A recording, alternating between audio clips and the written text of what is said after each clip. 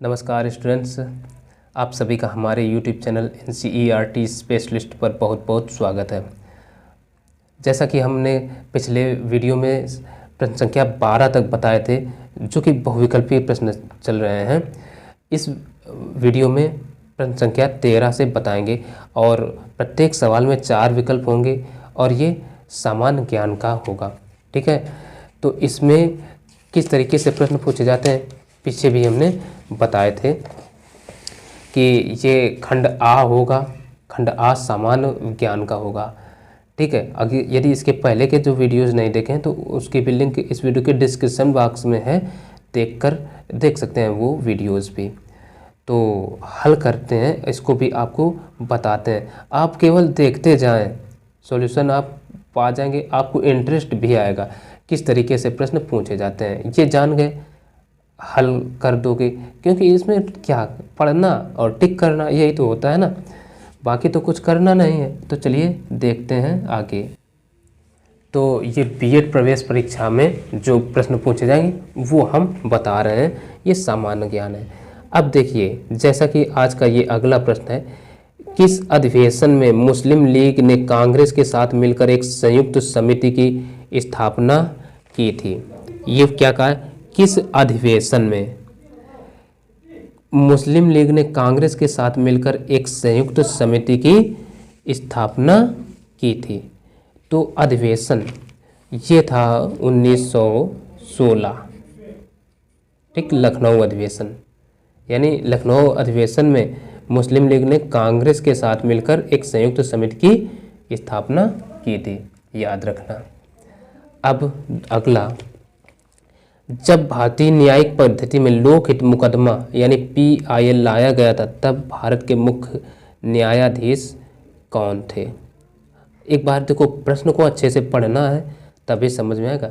जब भारतीय न्यायिक पद्धति में लोकहित मुकदमा PIL लाया गया था, तब भारत के मुख्य न्यायाधीश कौन थे? ठीक, तो ये प्रश्न है, तो समझ लीजिए। तो वो थे PN भगवती, PN भगवती, याद रखना। कौन थे उस समय? क्या मुख्य न्यायाधीश यानी चीफ जस्टिस, तो PN भगवती। फिर 15वां जो है आज का सवाल, वो कह रहा है पीपुल्स डेली किस एशियाई देश से प्रकाशित होने वाला प्रमुख समाचार पत्र है? एशियाई देश, जैसे कि एशिया में अपना भारत भी आता है, तो एशिया महाद्वीप के देश जो भी हैं वो एशियाई देश कहलाएंगे। तो किस एशियाई देश से प्रकाशित होने वाला प्रमुख अखबार है? तो ये समझ लीजिए, और इसका नाम क्या है? People's Daily. तो ये होगा हमारा बीजिंग, चीन। ठीक है, कौन सा होगा? बीजिंग, यानी ये जो प्रश्न पत्र है ना, बीजिंग से प्रकाशित होता है। और बीजिंग कहाँ है? चीन में, चीन की राजधानी ये है बीजिंग। ठीक, चलो अगला, कर भारत रत्न पुरस्कार प्राप्त करने वाले प्रथम भारतीय कौन थे? तो भारत रत्न पुरस्कार प्राप्त करने वाले प्रथम भारतीय कौन थे? तो ऐसे भी प्रश्न पूछ लिए जाते हैं। तो ये थे डॉक्टर सर्वपल्ली राधाकृष्णन।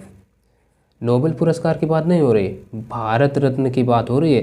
यदि नोबेल की बात चले, नोबेल पुरस्कार प्राप्त करने वाले प्रथम भारतीय कौन थे? तो वो थे रविन्द्रनाथ टैगोर। लेकिन जब यहाँ भारत रत्न या भारत रत्न भारत का सर्वोच्च नागरिकता सम्मान होता है, नागरिकता पुरस्कार होता है, तो याद रखना। अब देखिए 17वां जो है वो कह रहा है प्रकाश पादुकोण किस खेल से संबंधित थे? तो ये बैडमिंटन से थे भाई, याद रखना। और इन्हीं की बेटी है शायद वो दीपिका पादुकोण। संयुक्त राष्ट्र संघ के किस अंग को विश्व का पुलिसमैन भी कहा जाता है? क्या संयुक्त राष्ट्र संघ के किस अंग को विश्व का पुलिसमैन भी कहा जाता है? तो ये सुरक्षा परिषद को। ठीक, सुरक्षा परिषद को क्या कहा जाता है? विश्व का पुलिसमैन। और ये सब संयुक्त राष्ट्र के अंग हैं, अंग यानी पार्ट्स। ठीक। अब अगला नज़र आ रहा है पूरा, तो देखिए अगला कह रहा है दक्षिणी पूर्वी एशियाई राष्ट्रों का संघ आसियान, जिसको स्पेलिंग ASEAN आसियान, किस वर्ष स्थापित किया गया था। यानी दक्षिण पूर्वी एशियाई राष्ट्रों का संघ आसियान किस वर्ष स्थापित किया गया था। तो ये देखो वर्ष तो था ये 1967, ठीक, वर्ष तो था 1967, याद रखना। लेकिन वो तारीख भी याद रखिए, तारीख भी महत्वपूर्ण होती है। तो ये तारीख थी 8 अगस्त, ठीक। 19वें का ए नंबर इस तरीके से सही है। यानी जो आसियान से संबंधित प्रश्न आ जाए कि आसियान की स्थापना कब हुई, ऐसे भी पूछ ले तो 8 अगस्त 1967 को, इस तरीके से आप ऐसे याद रख सकते हैं। अब 20वां कह रहा प्रसिद्ध अभिनेत्री हेमा मालिनी किस शास्त्रीय नृत्य में पारंगत हैं। तो कथकली, कुचिपुड़ी, मोहिनीअट्टम, भरतनाट्यम। तो ये भरतनाट्यम में निपुण है, नहीं मोहिनीअट्टम में, ठीक है ना। भरतनाट्यम में तो वो वैजंती माला है, लेकिन यहाँ पर ये मोहिनीअट्टम में है, ठीक। तो ऐसे याद रखना, भरतनाट्यम में वैजंती माला है। वैजंती माला दक्षिण भारत तमिलनाडु की ही रहने वाली थी।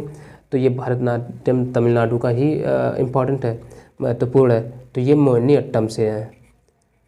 तो कभी प्रश्न आ जाए कि हेमा मालिनी किस शास्त्रीय नृत्य में पारंगत है, तो मोहिनीअट्टम में, ठीक।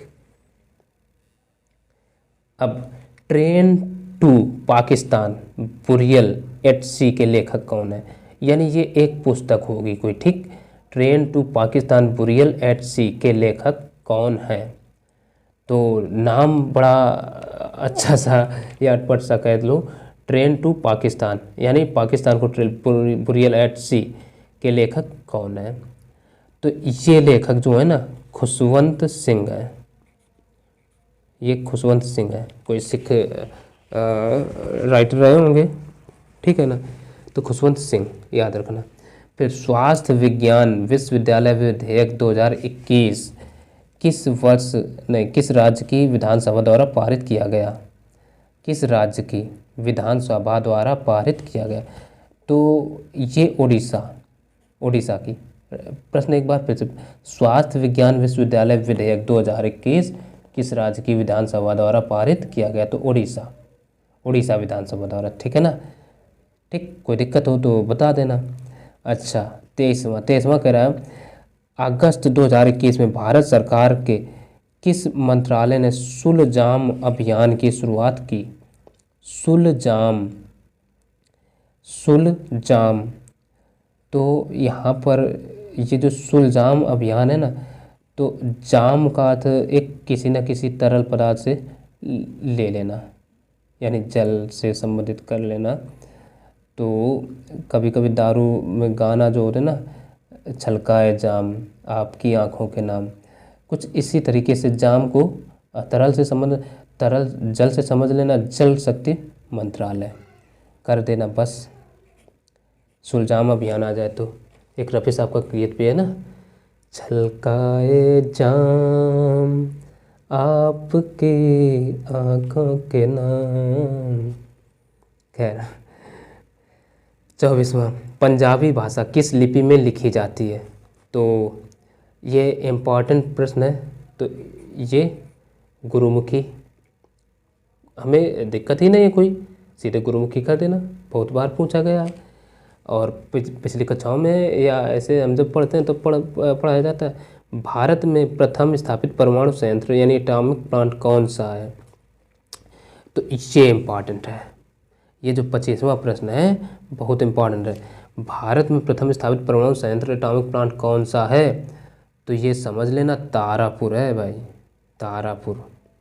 ये तारापुर परमाणु संयंत्र, न केटनम न कुडुकुलम और न भाभा, तारापुर परमाणु संयंत्र है। इसके अलावा फिर आगे आते हैं। अब 26वां जो है, 26वां यहाँ पर कह रहा कैड का पूर्ण रूप क्या है? Computer aided design, aided design ये है लिखा है। तो हम या काल design, cash all daily, computer all design, तो ये तो कुछ नहीं है, जो इसका आंसर है वो पहला ही है, कंप्यूटर एडेड ठीक डिजाइन। तो इसको भी अच्छे से याद रखना कैड को।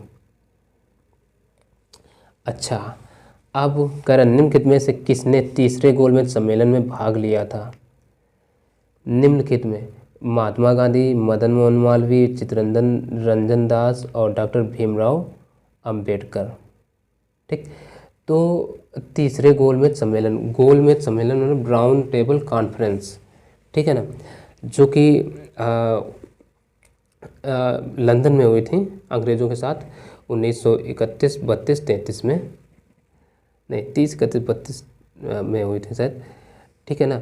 तो इसमें पहले में तो महात्मा गांधी नहीं गए थे, ठीक, और मदन मोहन मालवीय, चित्तरंजन दास, इनमें से केवल एक ही बाबा साहब जो अंबेडकर थे ना, यही तीनों गोलमेज सम्मेलन में भाग लिए थे, ठीक है ना, और इन्हीं के बलबूते ही मान लो वो गोलमेज सम्मेलन भी हुए थे। तो इसका आंसर सही क्या हो जाएगा? डॉक्टर भीमराव अंबेडकर, बाबा साहब, ठीक है ना। अच्छा, निम्न में से कौन सा अनुच्छेद सुमेलित नहीं है? सुमेलित, तो एक बार ये पढ़ लेना हमें, सुमेलित। तो इसका पहला जो है कर अनुच्छेद 343 संघ की राजभाषा है। अनुच्छेद 343 संघ की राजभाषा है। तो अनुच्छेद 351 उच्चतम न्यायालय एवं उच्च न्यायालय के लिए राजभाषा है। अनुच्छेद 345 की राजभाषा, अनुच्छेद 344 राजभाषा पर संसदीय समिति आयोग है, ठीक है ना। तो सुमेलित नहीं है, यानी अनुच्छेद 343 संघ की राजभाषा है, तो ये पढ़े होंगे, तो ये वास्तव में है। अनुच्छेद 345 राज्य की राजभाषा है, ये भी है। अनुच्छेद 344 राजभाषा पर संसदीय समिति एवं आयोग, यह भी है। लेकिन जो अनुच्छेद 351 उच्चतम न्यायालय में उच्च न्यायालय के लिए राजभाषा, यही सुमेलित नहीं है, तो इसका आंसर यही हो जाएगा, ठीक। तो ऐसे हम लिख सकते। फिर कपास की खेती के लिए उपयुक्त काली मिट्टी को किस अन्य नाम से भी जाना जाता है? ये इस तरीके के प्रश्न कई बार पूछ लिए जाते हैं कि किस अन्य नाम से जाना जाता है। तो जब हम कक्षा 8 में भी पढ़ते थे ना, तो भी इस प्रकार के प्रश्न पूछे जाते थे कृषि विज्ञान में। तो इसको याद रखे थे, रेंगुर मृदा या रेंगुर मिट्टी, ठीक। तो ऐसे याद रख सकते हैं ना, रेंगुर सेंगुर, हमारे यहाँ एक सेंगुर नदी है, ठीक।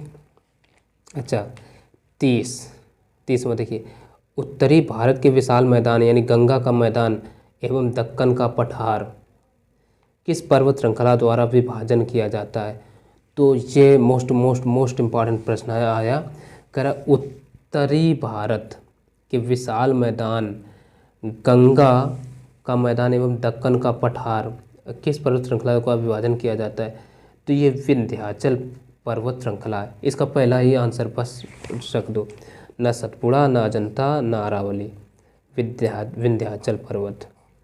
यानी उत्तरी भारत के विशाल मैदान, गंगा का मैदान जो है ना, एवं दक्कन का पठार किस पर्वत श्रृंखला द्वारा विभाजन करता है? यानी इनके बीच में एक पर्वत होता है, यानी गंगा का जो विशाल मैदान है ना, और दक्कन का पठार, उस पर्वत श्रृंखला को क्या कहते हैं?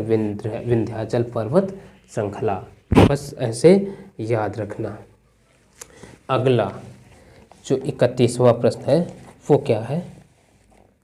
कह रहा भारत का एकमात्र सक्रिय ज्वालामुखी किस स्थान पर स्थित है? सक्रिय मतलब एक्टिव। तो भारत का एकमात्र सक्रिय ज्वालामुखी किस स्थान पर स्थित है? तो वो है बैरन द्वीप। बैरन, अब एक शब्द यहाँ से अंग्रेजी में ध्यान रखना, बैरन का अर्थ क्या होता है? बंजर से रिलेट करिए, बंजर। तो बैरन द्वीप यहीं पर, यहाँ कुछ उगता नहीं है ये सब, क्योंकि ज्वालामुखी के कारण सब कुछ वहाँ की मिट्टी ऐसी है कि वहाँ उपजाऊ ही नहीं है। कब ज्वालामुखी आ जाए क्या हो, ठीक। तो यहाँ की मिट्टी वैसे उपजाऊ नहीं है, बाकी खनिज पदार्थ खूब मिल जाएंगे, कृषि योग्य नहीं है बैरन द्वीप, याद रखिए।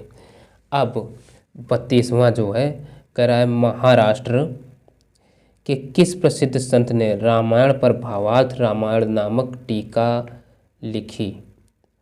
महाराष्ट्र के किस प्रसिद्ध संत ने, यानी कि महाराष्ट्र के कोई एक संत होंगे, ठीक है ना, जिन्होंने रामायण पर भावार्थ रामायण नामक टीका लिखी। तो वो थे एकनाथ। एकनाथ शिंदे ना समझना, केवल एकनाथ है इस प्रश्न के अनुसार, ठीक। अब 33वां देख लो। ओ चंद्रशेखरन जिनका अगस्त 2021 में निधन हो गया, इन्होंने किस खेल में ओलंपिक में भारत का प्रतिनिधित्व किया था। प्रतिनिधित्व का अर्थ पहले ये समझ लो क्या होता है। तो प्रतिनिधित्व का अर्थ होता है कैप्टेंसी करना, कप्तानी करना, ठीक है ना। तो इनका 2021 में निधन हुआ, ओ चंद्रशेखरन, तो इन्होंने किया था फुटबॉल का, तो इसी को टिक कर लेना। अब देखो, केंद्रीय पर्यावरण वन एवं जलवायु परिवर्तन मंत्रालय द्वारा भारत के किस शहर में पहला कार्यात्मक स्माग टावर का उद्घाटन किया गया। अच्छा, स्माग शब्द जो आया ना, ये क्या होता है, ये स्माग, स्माग का अर्थ होता है, ये दो शब्दों से मिलकर बना है, स्मोक और फॉग, ठीक। तो इसको हिंदी नाम अगर दिया जाए तो धुआंसा, मतलब धुआं गुबार सा छाया रहता है सर्दियों के पीरियड में, मौसम में, तो इसी को कहा जाता है स्माग टावर, ठीक। इसका उद्घाटन किया गया था, तो वो शहर में, किस शहर में, तो उस शहर का नाम हमें यहाँ पर बताना है, ठीक है। तो वो शहर ये रहा हमारा चेन्नई, नई दिल्ली, सी नंबर। तो अगर कभी भी पूछ लिया जाए केंद्रीय पर्यावरण वन एवं जलवायु परिवर्तन मंत्रालय द्वारा भारत के किस राज्य शहर में पहला कार्यात्मक स्माग टावर का उद्घाटन किया गया, तो दिल्ली। क्योंकि सबसे ज़्यादा ये जो स्माग की समस्या है ना, वो दिल्ली में ही पाई जाती है सर्दियों के मौसम में। दीपावली के पहले से ही शुरुआत हो जाती है और चला जाता है काफ़ी उधर नवंबर दिसंबर जनवरी तक भी, कि ये धुआं से स्माग की समस्या को हरा धुंध छाई रहती है, तो ये होता है। अच्छा चलो अगला देख लेते हैं 35 नंबर। 35वां जो है ये कह रहा है निम्नलिखित में कौन सा सम्राट अशोक के मेरठ एवं टोपरा शिलालेखों को दिल्ली ले गया था। निम्नलिखित में कौन मौर्य सम्राट अशोक के मेरठ एवं टोपरा शिलालेखों को दिल्ली ले गया था। यानी अशोक के जो अशोक सम्राट थे, उनके शिलालेख जो थे, एक तो मेरठ ले गया और दूसरा मेरठ के एवं टोपरा शिलालेखों को दिल्ली ले गया था, तो वो था फिरोज शाह तुगलक, ठीक, फिरोज शाह तुगलक। अब इसके अलावा भारत का प्रधानमंत्री उसकी सरकार के खिलाफ अविश्वास प्रस्ताव में भाग नहीं ले सकता जब क्या हो, देखो, वह गठबंधन सरकार चलाता हो। एक बार प्रश्न को फिर से समझ लेना है। भारत का प्रधानमंत्री उसकी सरकार के खिलाफ अविश्वास प्रस्ताव में भाग नहीं ले सकता, तो जैसे वह गठबंधन सरकार चलाता हो, वह राज्यसभा का सदस्य हो, वह लोकसभा का सदस्य हो, जब उसके पास कम सांसद हो, तो अविश्वास प्रस्ताव में भाग नहीं ले सकता। कब नहीं ले सकता, जब वह राज्यसभा का सदस्य हो। क्योंकि देखो, अब प्रधानमंत्री उसकी सरकार के खिलाफ अविश्वास प्रस्ताव में भाग नहीं ले सकता, भारत का प्रधानमंत्री उसकी सरकार के खिलाफ अविश्वास प्रस्ताव में भाग नहीं ले सकता जब वह राज्यसभा का सदस्य हो। अब देखो, वह गठबंधन का सरकार चलाता हो तो चलेगा, नो प्रॉब्लम, लेकिन जब केवल वह राज्यसभा का ही सदस्य है तो प्रधानमंत्री उसकी सरकार के खिलाफ अविश्वास प्रस्ताव में भाग नहीं ले सकता। तो ये मामूली सा प्रश्न था, ये इतना याद रखिए। ठीक है। अब बाकी के जो सवाल होंगे, प्रश्न होंगे, उनको हम अगले वीडियो में बता देंगे। तो चलिए मिलते हैं फिर अगली वीडियो में।